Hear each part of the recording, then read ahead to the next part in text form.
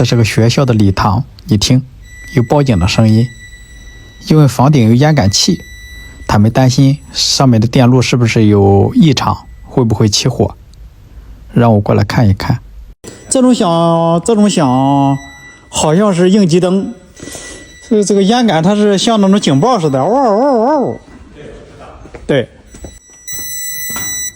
这有一个，就是它在响，应急照明灯的电源，它在响。这个房顶不止一个，而且都在响。它为什么会响呢？据我的了解，像这种只要是一响，就是电源块坏了，不行了，得换了。好了吧？没叫了吧？再静了，没叫了，而且灯都亮了。